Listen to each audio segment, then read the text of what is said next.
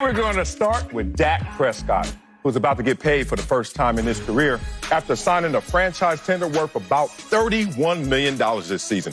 But he's still looking for that long-term deal from Jerry Jones. And now Bleacher Report says Dak actually holds all the cards in the negotiations because the team will have to sign him or watch his salary balloon out of control on franchise tags over the next couple seasons. So, Acho, do you agree that Dak has all the leverage here? I never get tired of talking about Dak Prescott. Oh, it's your boy. I never do. Texas. And I hope and I assume that y'all never get tired of listening to Dak Prescott talk because it's always so entertaining. Marcellus. Dak Prescott, does he have leverage? Absolutely not, sir. He doesn't. Because who has leverage, my friend? The man cutting the checks. Who has leverage? The man who owns the team. That is who has leverage. Let me tell you. Dak Prescott lost leverage when two things happened. Number one, the Cowboys drafted CeeDee Lamb in the first round. That's the first thing. Boom. The second thing that led to Dak losing leverage was when they signed Andy Dalton. Not because Andy Dalton is some sort of world beater. The two-win Andy Dalton last year? Two-win, okay, man? First of all, calm down. Okay, calm down.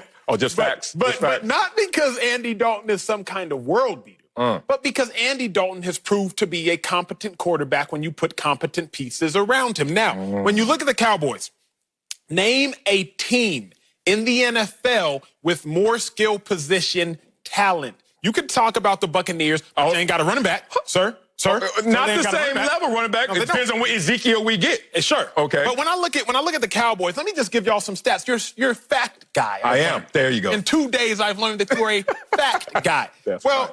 The Cowboys had not one, but 2,000-yard receivers last year. Michael Gallup, Amari Cooper. The Cowboys had a 1,300-yard running back last year. The Cowboys have, for the last decade, had one of the best offensive lines in football. So if you were Dak Prescott, you should be good. If you're the Cowboys quarterback, you should be balling. So for that reason, sir, and for that reason alone, I am not convinced Dak Prescott has leverage. Wow, you just went with the go-with-the-flow guy. Put anybody in there. Oh, you know what? He's nothing but a stopgap. Anybody could do what Dak has done. Not exactly. Let me answer the question first of all. Does he have all the leverage? If you capitalize A-L-L, yes, he does. He has all the leverage to the tune that Jerry Jones just wrote him a $31.4 million check. And you told me that a fool and his money will soon part. Well, it's kind of foolish not to pay Dak. And now you're parting from $31 million for 1 year. Think about this. I know they had math classes at Texas. I don't know if you attended, but I tried. You know, I know how UT does it. Here's the thing.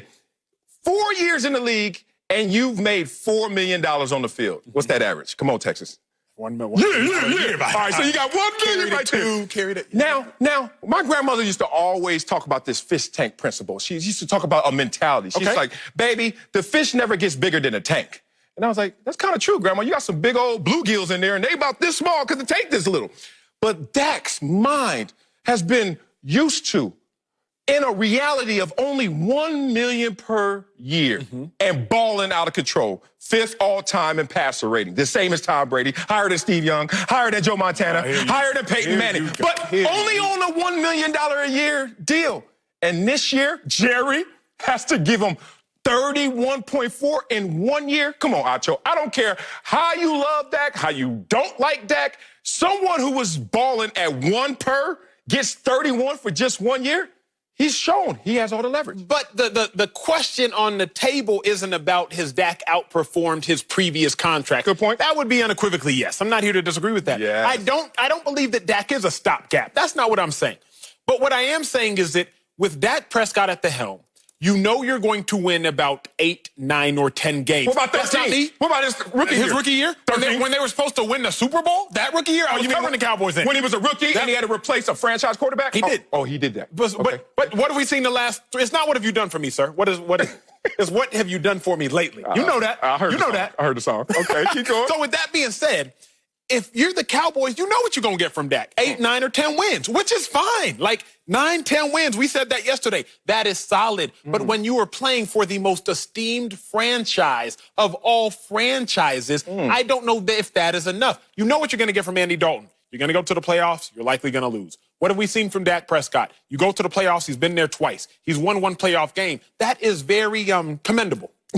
Are you going it is. Golf class? It's commendable. Golf class it's commendable. But what I'm saying is, does he have the leverage to be the highest paid? Because that's really the question. That's what's implicit. Does he have the leverage to be the highest paid? And to me, he doesn't have the leverage for it. Oh, I love your pure definitions, and I love how you can alter them in your dictionary. Please. Well, let me take you to the dictionary. You know what I'm saying? This is what Dak has done. In terms of, you say wins, how about the 5th most wins in your first 4 seasons in NFL history? Oh, that doesn't help his leverage. I think it should. All right, how about since he's been in the league, 2016?